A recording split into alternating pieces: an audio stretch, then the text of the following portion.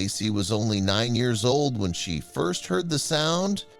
It started as a faint, almost imperceptible noise, a subtle scraping deep inside her head that she could only hear when everything else was silent.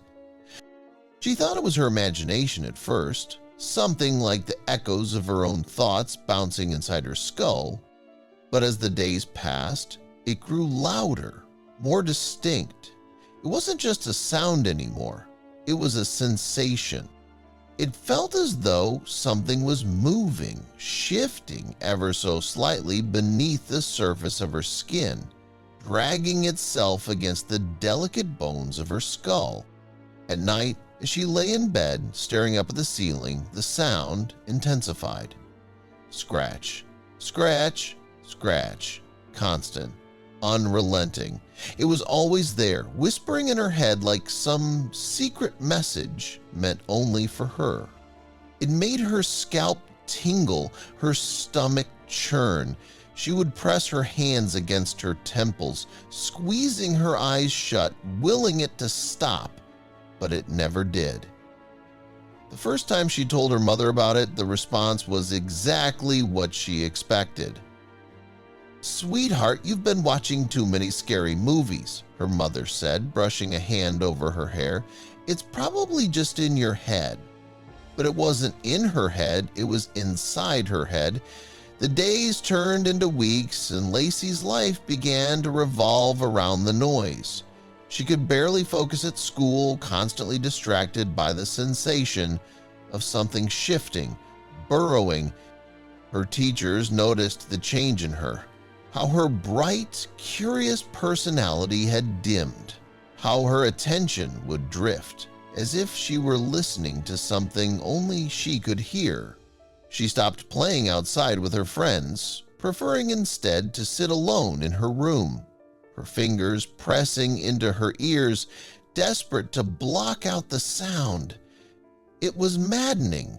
She wasn't imagining it. Her mother started to worry when the dark circles formed under her eyes, when she refused to eat because even the simple act of chewing seemed to amplify the sound inside her head.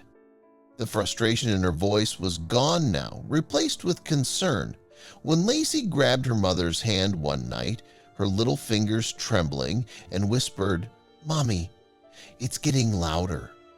The fear in her eyes was enough to finally convince her mother that something was wrong.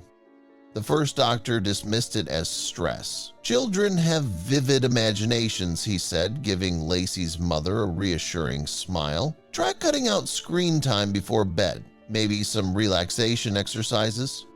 The second doctor suggested it was psychological. "It could be a form of anxiety," he explained.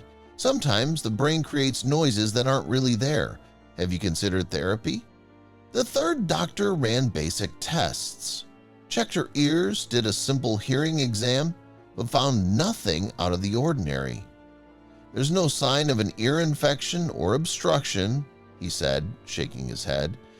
"I'd recommend she get plenty of rest. If it persists, we can run additional tests." But it did persist. Medication did nothing. Therapy did nothing. Lacey sat through the sessions with a vacant stare, nodding politely when the therapist asked her questions, but she knew it wouldn't help, because this wasn't a dream. This wasn't anxiety. This wasn't a figment of her imagination. Something was inside her. Then came the night when Lacey woke up screaming. Her mother burst into her room, finding her curled up in the corner, her hands clutching her head, her face contorted in agony.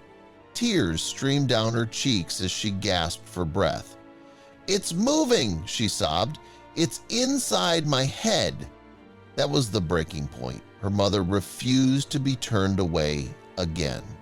Through frantic internet searches and calls to specialists, she finally found Dr. Morales, a renowned doctor known for handling bizarre, unexplained patients that other doctors had dismissed. She scheduled an emergency appointment. The moment Dr. Morales examined Lacey's ear, he knew something was wrong. He saw it in the way she flinched at the light, the way her fingers trembled as she gripped the edge of the exam table. He adjusted the otoscope, peering deeper into her ear canal, his brows furrowing in confusion. Then his expression shifted, first to shock, then to something that looked dangerously close to horror. Lacey's mother noticed the change instantly. "What is it?" she asked, her voice tight with panic. Dr. Morales didn't answer right away.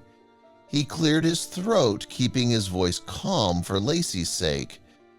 "There's something in her ear." Her mother paled. "Something." He hesitated for only a second before turning the monitor toward them. The image on the screen was grainy, but clear enough to see what lurked inside the darkness of Lacey's ear canal.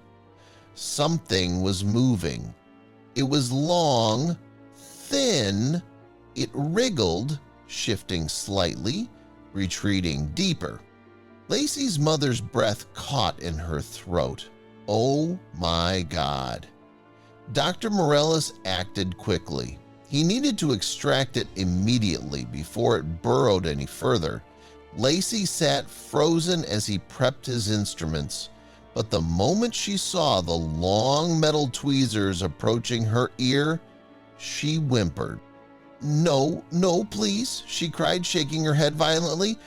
"I don't want to feel it move. Please, don't make me feel it." Oh. Dr. Morales nodded at his assistant, who moved quickly, injecting a numbing agent into Lacey's ear. "You won't feel a thing," he promised her, his voice steady, controlled. "I just need you to stay very, very still." The extraction process was delicate.